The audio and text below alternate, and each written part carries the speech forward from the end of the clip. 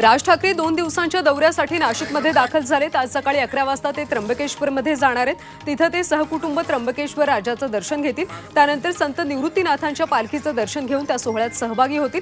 या पालखी सोहळ्यानंतर राज ठाकरे मनसे पदाधिकाऱ्यांची बैठक घेणार आहेत। ओबीसी नेते लक्ष्मण हाके आपल्या उपोषणावर अजूनही कायम आहेत। त्यांच्या उपोषणाचा आज 8वा दिवस आहे, त्यामुळे दिवसेंदिवस त्यांची प्रकृती खालावत चालली आहे। आज विधानसभेचे विरोधी पक्षनेते विजय वडेट्टीवार उपोषण स्थळी जाऊन त्यांची भेट घेणार आहेत। वंचित बहुजन आघाडीचे राष्ट्रीय अध्यक्ष प्रकाश आंबेडकर हे आज लक्ष्मण हाकेंची भेट घेणार आहेत। ओबीसी आरक्षणासाठी लक्ष्मण हाके जालन्यातल्या अंतरवाली सराटीमध्ये उपोषणाला बसलेत। प्रकाश आंबेडकर त्यांची भेट घेणार आहेत। या भेटीदरम्यान ते हाकेंसोबत ओबीसी आरक्षणाबाबत चर्चा करण्याची शक्यता आहे। किल्ले रायगडावर तिथीनुसार आज शिवराज्याभिषेक सोहळा आहे। या कार्यक्रमाला मुख्यमंत्री शिंदे, उपमुख्यमंत्री देवेंद्र फडणवीस आणि अजित पवार उपस्थित राहणार आहेत। आज राज्यभरात ठिकठिकाणी कार्यक्रमांचं आयोजन करण्यात आलं। यामुळे राज्यभरात सगळीकडे शिवमय वातावरण झालं।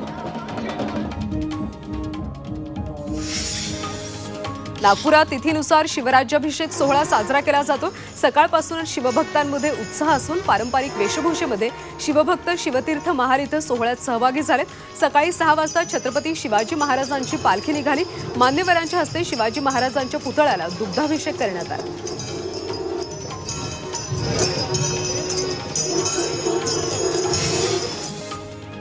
शिवसेनेचा वर्धापन दिन सोहळ्यामध्ये उद्धव ठाकरेंनी राज ठाकरेंचं नाव न घेता खिल्ली उडवली।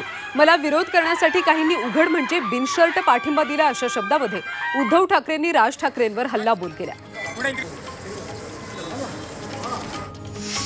मी पुन्हा येईन म्हणणाऱ्यांचे 12 वाजले अशा शब्दात उद्धव ठाकरेंनी नाव न घेता फडणवीसांवर निशाणा साधला। त्याचबरोबर नडायला निघाले होते, त्यांनी नाडा सांभाळावा अशा शब्दात उद्धव ठाकरेंनी जेपी नड्डा यांना इशारा दिला। स्ट्राइक रेटवरून उद्धव ठाकरे आणि मुख्यमंत्री एकनाथ शिंदे यांच्यामध्ये जोरदार कलगीतुरा रंगल्या। बाळासाहेबांचा फोटो वापरता आणि स्ट्राइक रेट सांगता असा सवाल उद्धव ठाकरेंनी वर्धापन दिनाच्या भाषणात केला होता। त्याचा समाचार घेताना मुख्यमंत्री शिंदेंनी आमचा स्ट्राइक रेट 47% तर ठाकरेंचा स्ट्राइक रेट 42% असल्याचं सांगितलं। शिवसेनेला मुस्लिम मतं मिळाली, देशभक्तांची मतं शिवसेनेला मिळाली असं म्हणत उद्धव ठाकरेंनी मुस्लिम मतांवरून होत असलेल्या टीकेवर प्रत्युत्तर दिले। तर काँग्रेसच्या वोट बँकेनं उद्धव ठाकरेंना तारल्याचा पलटवार मुख्यमंत्री एकनाथ शिंदेंनी केला। परंपरागत शिवसेनेचा मतदार आपल्याकडे असल्याचा दावा देखील एकनाथ शिंदेंनी केला। शंठ नसाल तर शिवसेना प्रमुखांचा फोटो न लावता शिवसेनेचं धनुष्यबाण न घेता लढून दाखवा असं आव्हान उद्धव ठाकरेंनी एकनाथ शिंदेंना केलं। तर मी बाळासाहेबांचा सच्चा कार्यकर्ता असा पलटवार एकनाथ शिंदेंनी उद्धव ठाकरेंवर केला। शिवसेनेच्या 58व्या वर्धापन दिनाच्या कार्यक्रमामध्ये भाषण करताना उद्धव ठाकरेंनी भाजपवर चौफेर टीका केली। त्याचबरोबर एनडीए सोबत जाण्याच्या चर्चांना पूर्णविराम दिला। तर भुजबळांनीही संपर्क केला नाही की ठाकरे गटाकडूनही भुजबळांना संपर्क केला नसल्याचं म्हटलंय। शिवसेनेच्या 58व्या वर्धापन दिनाच्या कार्यक्रमात खासदार संजय राऊत यांनी मोदींचं भाजपवर जोरदार हल्लाबोल केला। यावेळी त्यांनी पंतप्रधान मोदींवर जहरी टीका केली तर शिंदे गटाला डोमकावळा म्हटलं। कितीही प्रयत्न करा शिवसेना संपणार नाही। भगवान शंकरांना हलाहल प्राशन करताना जो थेंब धरतीवर पडला त्या थेंबातून तयार झालेली ही शिवसेना आमच्यावर कितीही अघोरी प्रयोग केले तरी ते चालणार नाहीत असा घणाघात राऊतांनी शिंदेंवर केला। शिवसेना ठाकरे पक्षाचा 58वा वर्धापन दिन मुंबईच्या षण्मुखानंद सभागृहात साजरा करण्यात आला। यावेळी ठाकरे गटानं निवडून आलेल्या सर्व खासदारांचा उद्धव ठाकरेंचा अनेक नेत्यांनी सत्कार केला। तसंच लोकसभा निवडणुकीत पराभव झालेल्या सर्व उमेदवारांचा देखील यावेळी सत्कार करण्यात आला। वरळीत पद गेली आता भेंडी बाजारातून लढणार का अशी खोचक टीका मुख्यमंत्री एकनाथ शिंदेंनी आदित्य ठाकरेंचं नाव न घेता केले।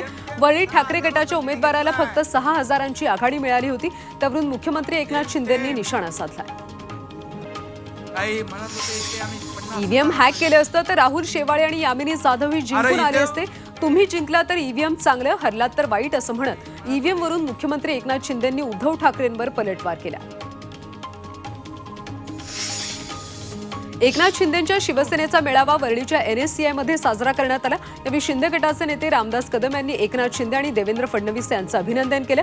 मात्र मागून आलेले अजित पवार नसते आणले तरी चाललं असल्याचं म्हणत कदम यांनी महायुतीला घरचा आहेर दिला। बाळासाहेबांनी ज्या पंजाविरोधात भूमिका घेतली, काँग्रेससोबत जाण्याची वेळ आली तर मी दुकान बंद करेन असं म्हणत काँग्रेससोबत युती करणार नाही असं म्हटलं. त्या बाळासाहेबांच्या पुत्रानं काँग्रेसच्या पंजाला मतदान केलं.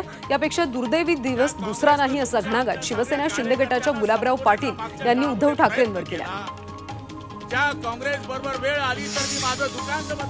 एकनाथ शिंदेंच्या शिवसेनेचा मेळावा वरळीमध्ये साजरा करण्यात आला. शिंदे गटाच्या नेत्या ज्योती वाघमारे यांनी ठाकरेंच्या शिवसेनेवर जोरदार प्रहार केला. उबाठा गटानं दुसरा वर्धापन दिन साजरा करावा कारण त्यांची नोंदणी 2 वर्षांपूर्वी झाल्याचं ज्योती वाघमारे यांनी म्हणत ठाकरे गटावर टीका केली. शिवसेना शिंदे गटाचे नेते भरत गोगावलेंना शिवसेना वर्धापन दिनाच्या कार्यक्रमात खुर्ची सोडावी लागली. शिवसेना नेते रामदास कदम स्टेजवर आले तेव्हा प्रतापराव जाधवांनी आपली खुर्ची रामदास कदमांना दिली आणि ते भरत गोगावलेंच्या खुर्चीवर बसले. अखेर भरत गोगावलेंना पहिल्या रांगेतली खुर्ची सोडून शेवटच्या रांगेत बसावं लागलं. नारायण राणे भ्रष्ट मार्गाने निवडून आल्याचा आरोप करत ठाकरे गटाने निवडणूक आयोगाकडे तक्रार केली. त्याचबरोबर कारवाई करण्याची मागणी केली. 7 दिवसात कारवाई न केल्यास कोर्टात जाण्याचा इशाराही देण्यात आला. वाटप करून मतदारांना प्रलोभन दाखवण्यात. आज केंद्र आणि राज्य सरकार आमच्या हातात नाही, मात्र उद्या निवडणुका होतील तेव्हा राज्य सरकार कसं हातात येत नाही ते मी बघतो असं वक्तव्य शरद पवारांनी केले. बारामतीच्या नीरा बागजमध्ये जाहीर सभेमध्ये त्यांनी हे विधान केले. लोकसभेत विजय मिळवल्यानंतर खासदार सुप्रिया सुळे यांनी भोर तालुक्याचा दौरा केला. यावेळी काँग्रेस आमदार संग्राम थोपटे आणि महाविकास आघाडीच्या कार्यकर्त्यांकडून सुळेंचं स्वागत करण्यात आलं. गुलालाची उधळण करत जेसीबीने हार घालून शहरातून मिरवणूक देखील काढण्यात आली. विधानसभा निवडणुकीच्या पार्श्वभूमीवर भाजपमध्ये बैठकांचं सत्र सुरू झालं. मुंबईमध्ये 21 जून रोजी भाजप कोअर कमिटीची बैठक बोलावण्यात आली. उपमुख्यमंत्री देवेंद्र फडणवीसांच्या नेतृत्वाखाली ही बैठक होणार आहे. देवेंद्र फडणवीस हे आमचे नेते आहेत, मात्र महायुतीत सीएम पदाबाबत अजून चर्चा झालेली नाही. दिल्लीत या बैठकीत सीएम पदाबाबत वरिष्ठ नेते नंतर चर्चा करतील असं सूचक विधान बावनकुळेंनी केले. यावर राऊतांनी जोरदार टीका केली. बावनकुळे म्हणतात त्या नेत्याचा लोकसभा निवडणुकीत दारुण पराभव महाविकास आघाडीने केला अशी टीका राऊतांनी केली. महायुतीचे मुख्यमंत्री कोण असेल? संगमनेरमध्ये काँग्रेस नेते बाळासाहेब थोरात यांच्या मुख्यमंत्री पदाचे बॅनर झळकत आहेत. कार्यकर्त्यांकडून ही बॅनरबाजी करण्यात आली असून लोकसभा झाली, वारं फिरले जोरात, आता महाराष्ट्रात मुख्यमंत्री बाळासाहेब थोरात असा उल्लेख या बॅनरवर करण्यात आला. महायुतीतल्या जागा वाटपाचं धोरण येत्या 15 दिवसात निश्चित होईल अशी माहिती सुनील तटकरे यांनी दिली. महायुतीमध्ये अद्याप जागा वाटपाची चर्चा नाहीये, मात्र आमच्या असलेल्या जागांचा बेस धरूनच पुढची चर्चा केली जाईल अशी माहिती तटकरे यांनी दिली. वंचित बहुजन आघाडीच्या कार्यकारिणीची लोणावळ्यामध्ये सभा पार पडली. प्रकाश आंबेडकर यांच्या अध्यक्षतेखाली पार पडलेल्या बैठकीमध्ये लोकसभेतल्या पराभवावर चर्चा करण्यात आली. तर आगामी विधानसभा निवडणुकीत पक्ष दमदार कामगिरी करेल असा निर्धार यावेळी करण्यात आला.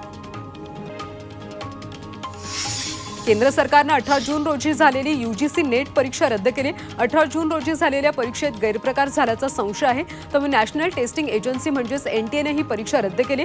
परीक्षेतल्या गैरप्रकारामुळे केंद्र सरकारने या प्रकरणाचा तपास सीबीआयकडे सोपवला. अंबरनाथच्या लोकनगरी नाल्यामध्ये मोठ्या प्रमाणात अनधिकृत बांधकाम झाले. बांधकाम आणि भरणी झाल्यानं नागरिकांच्या घरात पाणी शिरण्याची शक्यता आहे. त्यामुळे माजी नगरसेविका रेश्मा गुडेकर यांनी नगरपालिकेकडे तक्रार केली. मुख्यमंत्री प्रधानमंत्री आवास योजनेतून मेहतर समाजाला विशेष बाब म्हणून घरं बांधून देण्याचे आदेश दिलेत. त्यामुळे मेहतर समाजाच्या 30 वर्षांच्या मागणीला यश आलं. मनसे नेते दिलीप बापू धोत्रे यांनी केलेल्या मागणीला यश आलं. जळगाव विमानतळावर प्रशिक्षणार्थी विमान लँड करताना धावपट्टीवरून घसरले. प्रशिक्षणार्थी विमानातले पायलट अथवा कुणालाही दुखापत झाली नाही. जिल्हाधिकारी आयुष प्रसाद यांच्याकडून घटनेला दुजोरा देण्यात आला. ठाणे शहरामध्ये शुक्रवार आणि शनिवारी पाणीपुरवठा बंद राहणार आहे. तातडीच्या दुरुस्ती कामांमुळे शुक्रवारी 21 जून रोजी सकाळी 11 ते शनिवारी 22 जून रोजी सकाळी 11 वाजेपर्यंत शहराच्या वेगवेगळ्या भागात पाणीपुरवठा बंद असणार आहे. नागरिकांनी पाणी जपून वापरावं असं आवाहन ठाणे महापालिकेने केलं. लोणावळ्यामध्ये दिवसा उजड वाहतुकीवर बंदी घालण्यात आली. सकाळी 10 ते रात्री 10 वाजेपर्यंत हा नियम लागू असेल. या दरम्यान वाहनांची पुणे मुंबई एक्सप्रेस वेवरून प्रवास करावा असं आवाहन प्रशासनाने केले. वाहतूक कोंडी फोडण्यासाठी हा निर्णय घेण्यात आला. अंबरनाथ शहरातून जाणारा नळिंबी घाट रस्ता धोकादायक बनलाय. रस्त्याच्या बाजूची जमीन खचली आहे. तसंच रेलिंगही तुटल्यामुळे या ठिकाणी अपघात होण्याची शक्यता आहे. त्यामुळे अर्धवट झालेल्या रस्त्याचं काम पूर्ण करण्याची मागणी केली जाते.